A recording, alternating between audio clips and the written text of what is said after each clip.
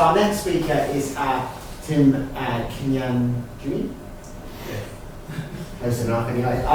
From University of Manchester School of Mathematics, and he's going to be talking about information content in household stratified data.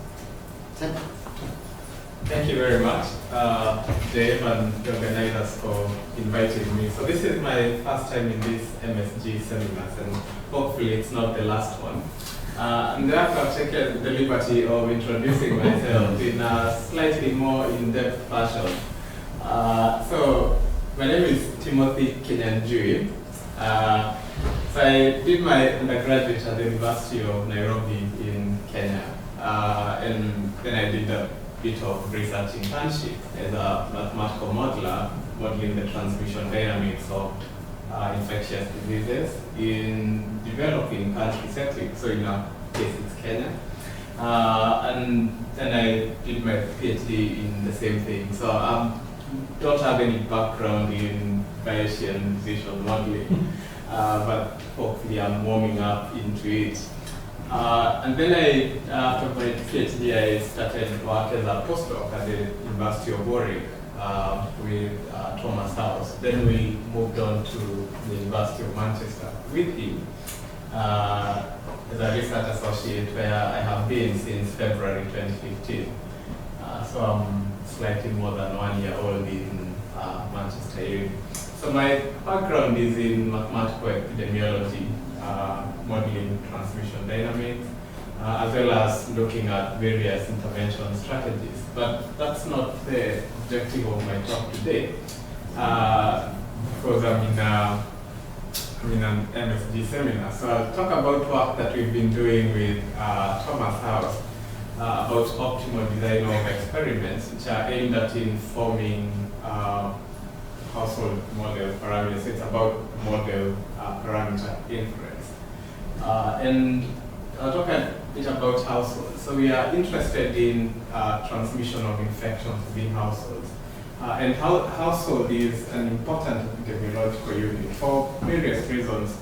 And hopefully I'll talk about some of them in this talk. So most of the early transmission models used to assume some sort of homogeneous mixing, but then there are recent extensions to include various post-heterogeneities. So for example, we've got age-structured models or risk-structured models, for example, with HIV. And also more recently, models have been stratified into households. And this is our main interest in this work. And there's some work done in Hong Kong by Ben Colling and in Kilifi. So Kilifi is a research organization where I used to work before I came to the UK, where it has been shown that people living in households are quite important in bringing back an infection from the community into an infant, for example, who doesn't go out as much as school-going children, or as adults who go out to work. So households are an important epidemiological unit. Therefore, if they are important and there are household models that are being used to describe transmission of infections and control, then they are as good as the data that parameterizes them. So there are attempts to generate this kind of data that parameterizes these models. Does that giving just examples of how household models have been used? So for example, this work by House with my supervisor has shown that, for example, targeting households is much more better solution or better strategy in controlling than just random vaccination within communities. So if we need to parameterize them, then we need household stratified infection data so that we can make inference about our model parameters. So can the design of such studies be optimized? So I think previously so there are two things that you need to make your decision on. One is your the kind of classical question of how many households do you need to enroll, and that can be determined by the more classical method of power calculation and sample size calculation. But there's also the frequency at which you need to make an observation, which renders itself very well to the kind of position framework that we are going to talk about. So the design of these studies is not only a mathematically interesting thing to do, but it's also a good clinical practice to work with optimal designs, because most of these studies will involve collecting samples from individuals. And some of these collection methods are quite invasive. So for example, if it's a blood sample or a nasal sample, a nasal swab for respiratory infection. So it's mathematically interesting, but it's also important to make sure that you're protecting your participants from any harm. So I'll give a motivating example. So this is work done in Kilifi, in that research organization, by this guy. I have permission to use his photograph. So they did a cohort study, which is a prospective study where they enroll individuals in households, and then they follow them up, taking samples. So the interesting thing is that they were collecting nasal swabs so that they can determine whether they have got RSV. So RSV is respiratory syncytial virus, and it's one of the main causes of viral pneumonia in the very young children. So it's a big problem in Kenya and in lots of countries. But in resource-poor countries, it's worse because there's no treatment. You can only take care of the people who fall sick. And what they did is that they enrolled individuals at the start of an RSV epidemic. So they usually happen annually. So there are these annual cycles. We don't know what drives the cycles, but it does happen. So they enrolled them at the beginning of the epidemic and followed them up through the entire epidemic for about 6 months. And for each household that was enrolled, all of the members or samples were taken from them at least 2 to 3 times in a week. So that involves someone knocking at your door every week, taking a swab and pushing it up your nostril, and taking a sample and then processing that in the lab so that you can determine who has been exposed or infected to this infection. And these are the kind of results that you get from this kind of work. So for example, he did manage to show that most of the infants who are in the household got their infection from school-going children. So the school-going children are the ones who are mostly bringing back the infection to the infant. And the infant, unfortunately, is the one who is affected by the most severe form of the disease. So they're the ones who are more likely to get hospitalized compared to the school-going child. So there are 2 decisions that this experimenter had to make. Now, one is the number of households that they need to enroll. And the second one is the frequency of sample collection. So the first one, as I said, renders itself to the classical sample size calculation.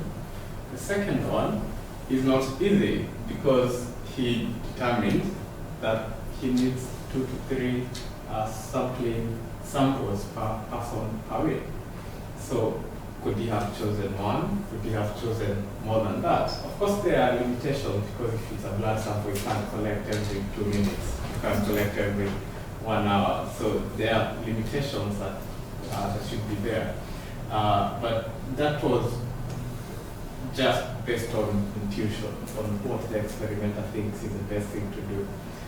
So the work that I'm going to present hopefully will give us a platform where we can make a decision about how to design such a study so that you can make the best use of your resources and at the same time have the best data that you can use to make decisions, to make inference about your household model parameters.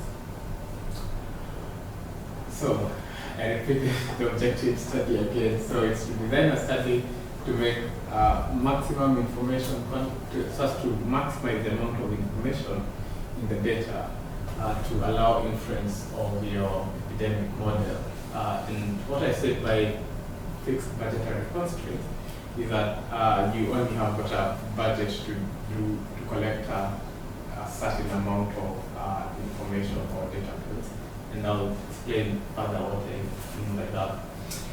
So, if you're dealing with household models, then we need to define what a household model is. So this is the kind of model that we have used. So our household models has got two levels of mixing. One is mixing within the household, which is contacts that happen between people who share the same living arrangements. And the blue lines is showing community transmission. So when these people in the household go out, that kind of mixing with other people from other households in a different place, for example, in the workplace or the schools. And there are various assumptions about how this model behaves. So it's a Markovian model, and given the population limit, then we can write that Markovian model using this master equation. So this is just a set of ordinary differential equations that determine the probability of a household being in this configuration with S susceptibles, I infected, and R recovered at time t. So that is a probability. So the result of the integration of that equation gives us a probability vector at each time point, defining the probability of a household being in any of those configurations. And the only way that that probability changes is through either infection occurring within the household, or occurring within outside of the household, or a recovery. So you realize that we have used an SIR epidemiological model. So you can change that to fit whatever infection that you're looking at. But for the infection that we are interested in for the period of study, which is one epidemic time point, then an RSV infection will follow an SIR natural history. So it's possible that you can get reinfected, but not within the span of 6 months, that is the duration of an epidemic. So for simplicity, for this work, we assume that households are of the same size. So we've got n fixed, where n is the number of households. An infection can only be introduced into the household from the outside, unless you have already seeded that infection at the initial time point, where you need the epidemic to take off. Otherwise, if you don't put an infected person, then you don't have an epidemic taking off, because the cost of infection is 0. And the assumption is that the community is much larger than the household, such that the probability of a household member being infected in the community is not affected by how many number of people there are infected within the household. So this is the household model that we seek to estimate its parameters. And those parameters are gamma, tau, and beta. So I'll talk more about those parameters. So the Bayesian design problem, therefore, involves the following. It involves two parameters, t, which is the number of time points to collect the samples, or the frequency at which you need to make an observation, and k is the number of households that you need to enroll.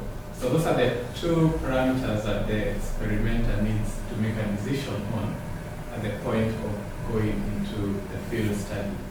And those are the parameters that we seek to, those are our two design parameters. So any time that you see those that two tuples, so the t and k always represents the number of time points t and the number of households k.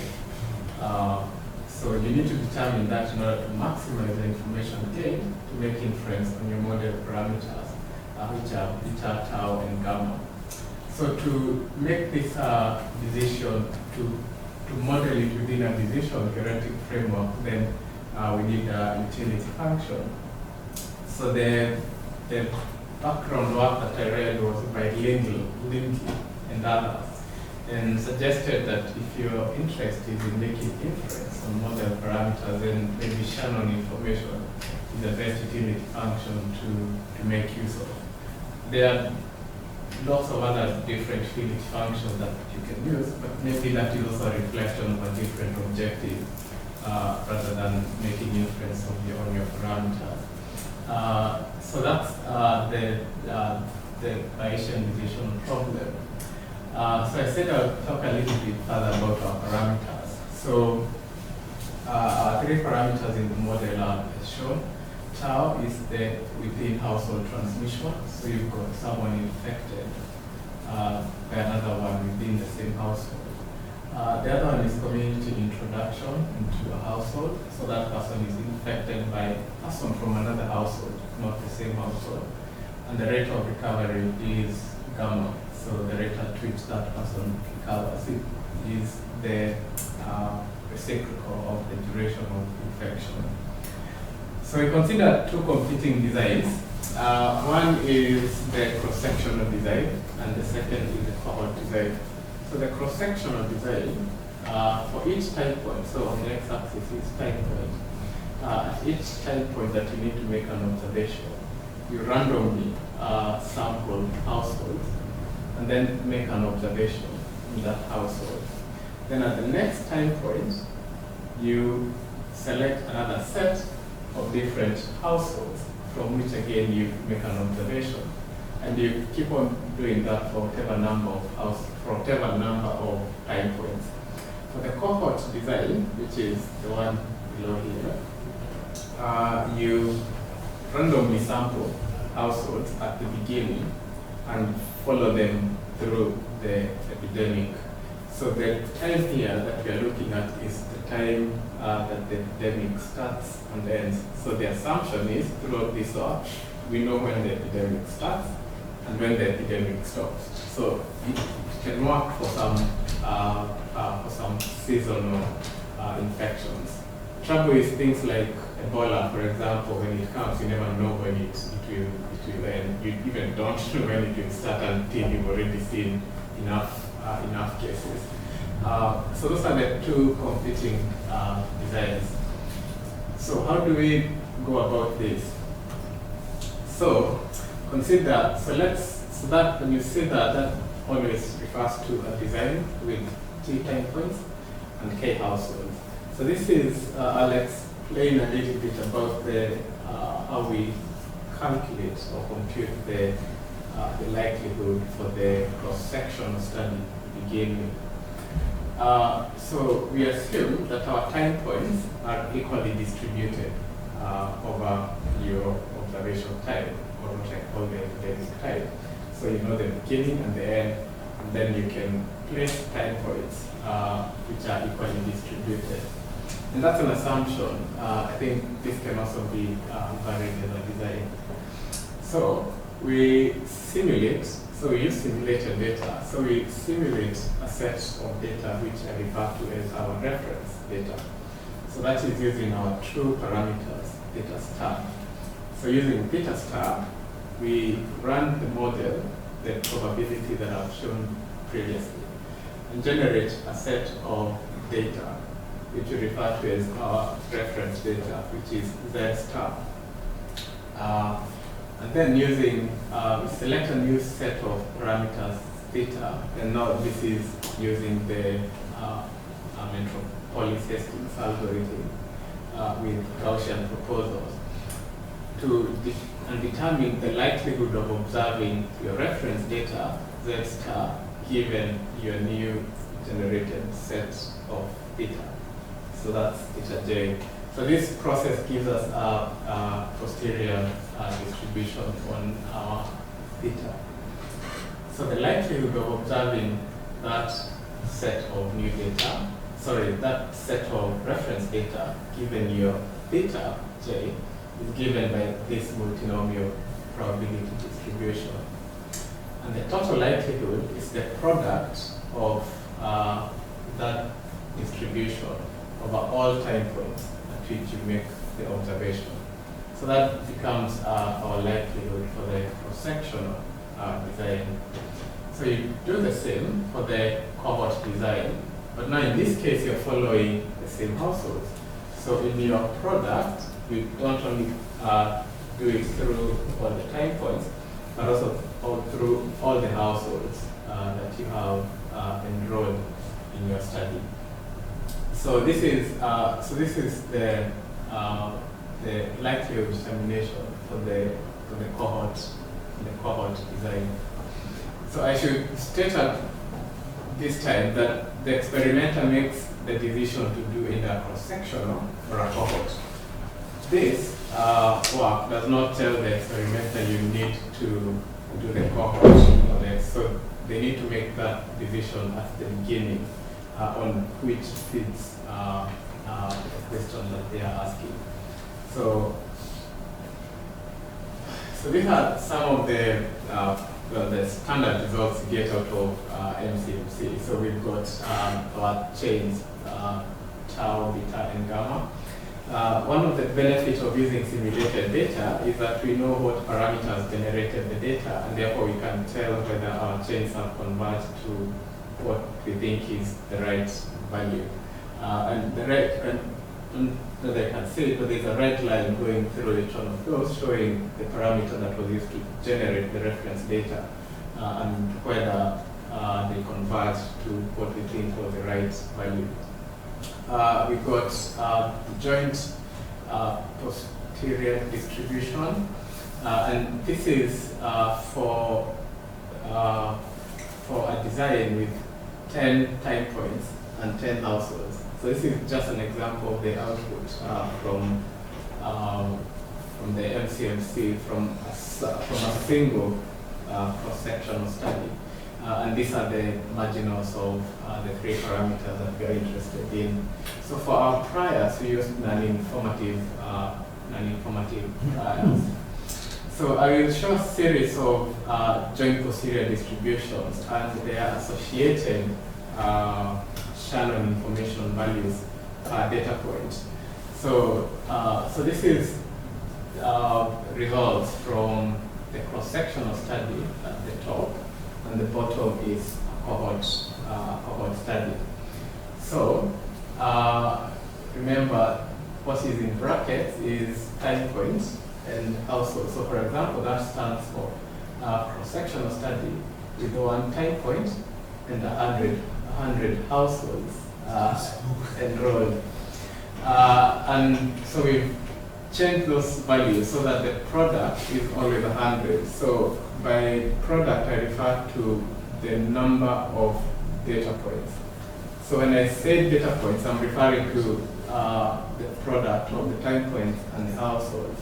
So, and I'm assuming that you've got a fixed budgetary constraint to collect, for example, 100 data points.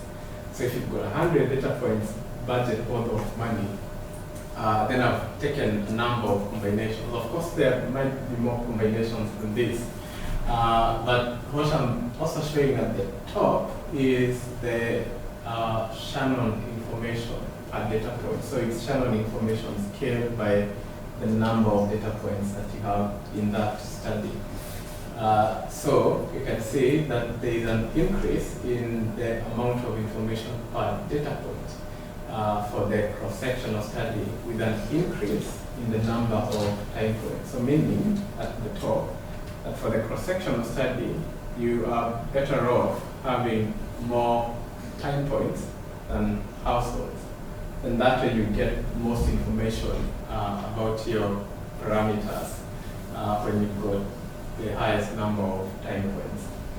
For the cross-sectional, now remember that's only one simulation, so I'll also show what the result is when I have got replicates of the same data to give us information or a feeling of how uncertain we are about the values that we are reporting. So the bottom one shows the cohort study. And for the cohort study, you can see that there's a trade-off between the number of time points and the number of households that you enroll. So you don't want to take any of the two extremes with this example. So, for example, the best one here shows that you need 5 time points and 20 households for you to get best information about your parameters in your model of interest. In this case, remember it's an SIR model. So that's 100 data points. What if you are interested, you've got money to collect more data? So if you have got money to do 1,000 data points, for example. So the trend doesn't seem to change for the cross-sectional study. You still need more time points than households. But for the cohort study, still there exists an intermediate optimum where you have the best information, being 10 time points and 100 households. So we can get more intuition about what is happening by doing replicates, and how we do these replicates is in 2 ways. One, we generate reference data, that is a Z star that I showed, several times using the same parameters theta star. So that's the first way that we generate the replicates. And the second one is we generate several theta stars, and then for each of the theta stars we simulate a reference data, which is Z star. So these are replicates when we have fixed the reference parameters of interest. So we generate data using the same parameters. And this is a design with 10 data points. So we can see that there's an increasing trend with an increase in the number of time points. And if we look at what happens when we have 100 and 1,000, then you only get the you only get more precise values because you've got more data. For the cross-sectional, for the cohort, it's more interesting. So that's the red curves. So it's not very clear when you've got 10 data points, but for 100 and 1,000, then it seems even with the uncertainty involved in it, then there's still a trade-off between the two extremes. So you really don't want to go for a lot of households or a lot of time points. You want something in between. This seems to support most of the work that has previously been done. So, for example, the work I showed in Kilifi, they did not take any of the two extremes. Not that they had these results when they were doing the study, but it seemed that they took a trade-off between having a lot of households and time points. So what if the data we use to do the replicates is different? So rather than having fixed reference parameters, we change them to reflect.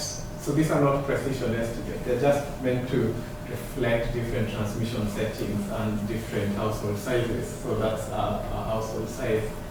And we haven't evaluated a lot of them for computational time results. But here we've got, for example, high transmission within the community or high transmission within the household, just having a large household. So we wanted to see how this will change the observations that we have already made. So for the cross-sectional, not a lot. It seems that even for those different parameters, then it seems that most of the information is contained in the design that has the most time points.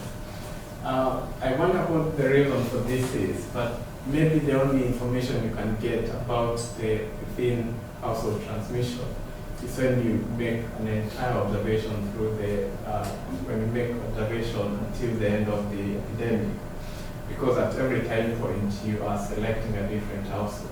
So maybe the more time points you have, the more information you will gather about what's happening within the household. And I can't say entirely for sure that I understand. For the for the cohort study, so things look a bit different and mixed up. So it seems that sometimes the cohort study that gives you the most information is the one with the largest number of households. So, for example, for this one, you want to select 20 households and 5 time points. So there's a value missing that you realize that when you realize it's too late. But this one continues to go up. So it says that the best one is the one that has got 100 households for each of these. Except for D, which seems to have a trade-off at 10 time points and 10 households. So it's a mixed picture of depending on your transmission setting or the number of households that you assume. The average number of household size in your community. So I think, given the results that we are looking at, it really depends on the different settings that you are dealing with. So that's about it, and this is maybe just a repeat of what I've been saying, but for all the parameters, for all the scenarios that we looked at, we always got back. What's the word? We always got the right value. The chains always converged to the reference parameters. Therefore, it seems that this sort of data collected this way has got information about the parameters of interest in the model. So as a general rule, for the cross-sectional study, more time points imply more information per data point. For the cohort, there potentially exists an intermediate optima, but this is very well dependent on your transmission setting.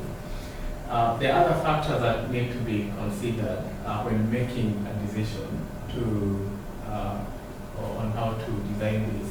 And some of them are, for example, you might need a cohort study because it has got fewer households to consent, for example, so it's easier to do a cohort study than a cross-sectional study. And then for the cross-sectional study, at each point that you need to select different households, then you need to consent those households, and if the time frame is quite small, then it may not be sufficient to make a change. So there are limits to the sampling interval, for example.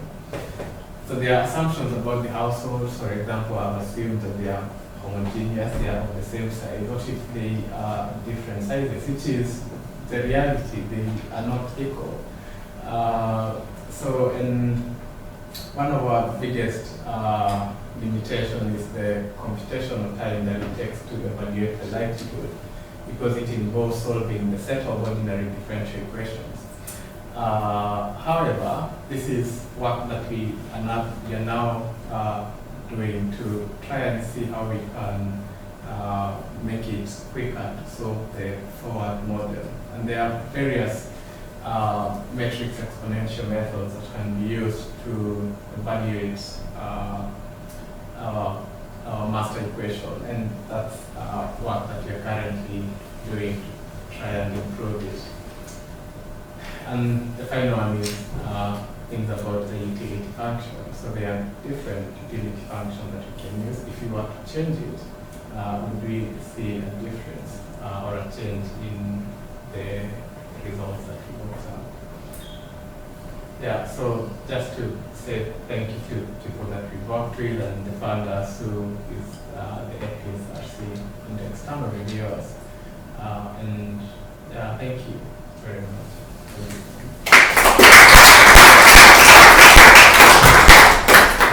Okay, any questions for Tim?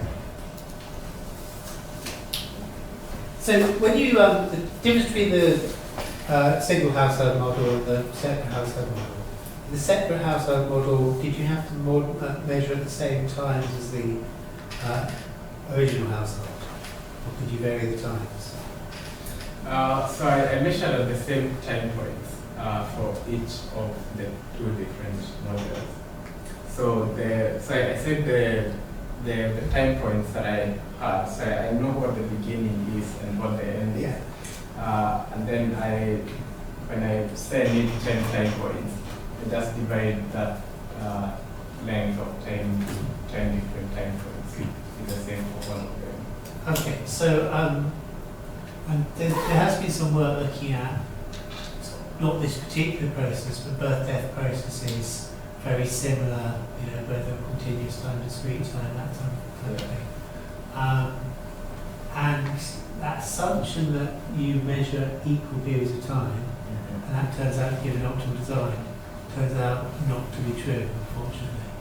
So you can vary, so I'm not sure about this model, but sort of slightly general model seems that, you know, that you model at different time periods. So for example, you might model day 1, day 2, day 3, and then day 57.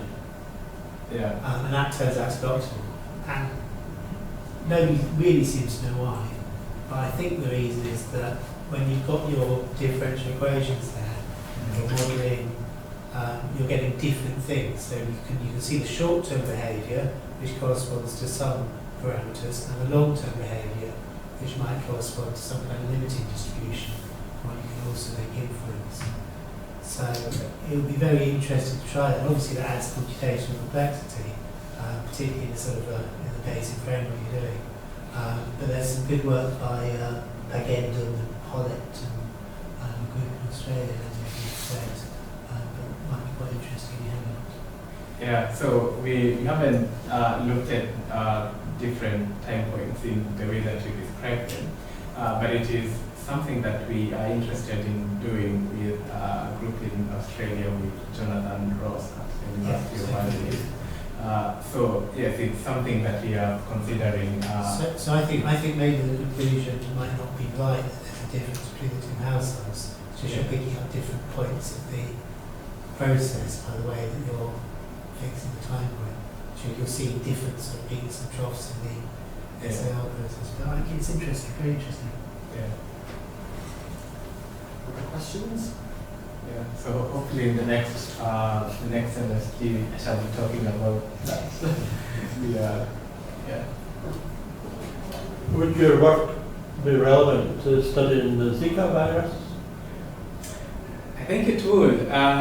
So we probably would need a different way of doing the timing, because we, so as I said, I know what the time of interest is.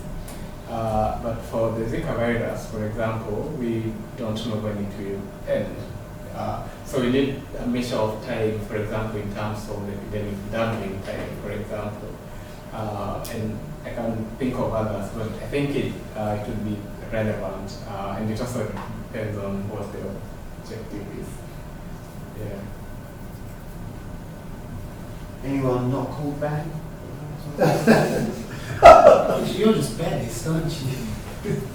If there's another Ben in the room, or if one of the two Bens which are already asked to respond to another one, that's fine. Just checking that there's anyone else. So you fixed the number of households times the number of time points, and you said that meant that they all had the same kind of budget. The assumption. Yeah. But I would have thought that if I was going to do 100 time points sampling one house, that would be more expensive than sampling 20 time points for 5 houses.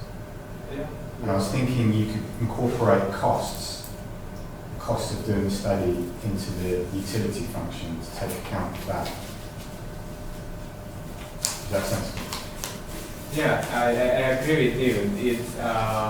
It might be more expensive to enroll a household than to collect an extra sample from an already enrolled household. So the fixed budget thing is not a good assumption. However, about introducing the element of, well, I'm not sure how I would go about it at the moment.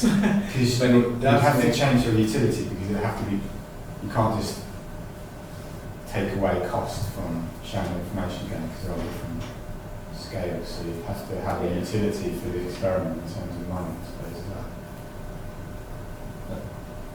I think we just do a constructor. Yeah. Okay. Yeah. No, I think that's a fair point. And the other thing I was going to say is in the cohort design, do households ever drop out of the study because they get sick of being tested? No, so we have assumed that you the retention rate is 100. It's not. It's a fair assumption given, for example, the work that I've shown in GDP. The retention rate was about 95%. So it's not far off from what actual studies have reported.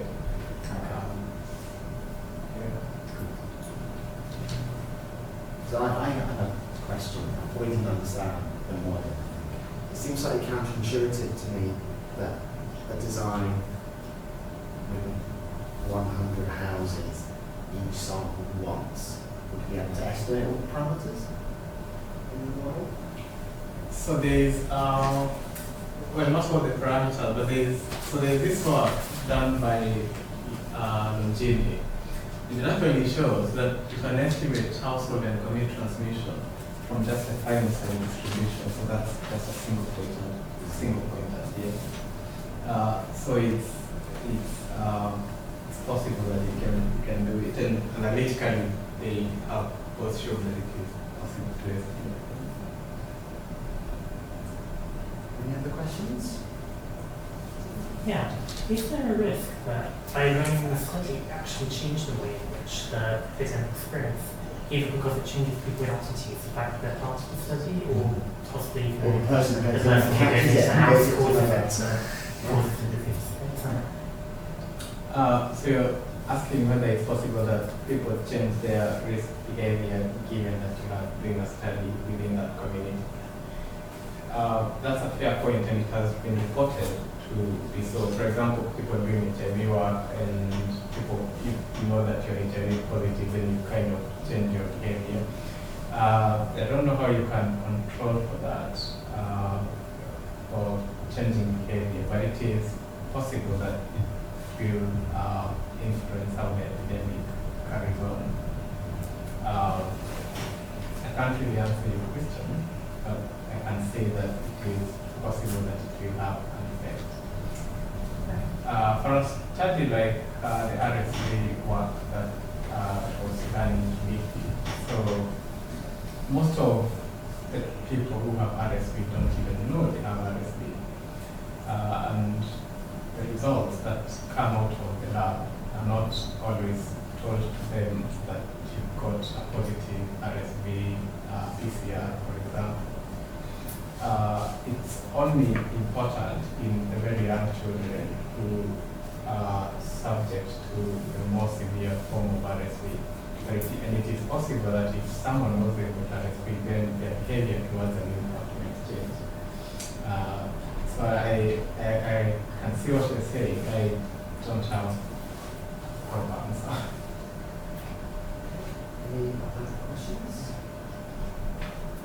Can we have a quick look at your plots again? The plots you have with the parameter. This one? No, those ones. All I can see there is a face. 2 eyes, a nose, and a mouth.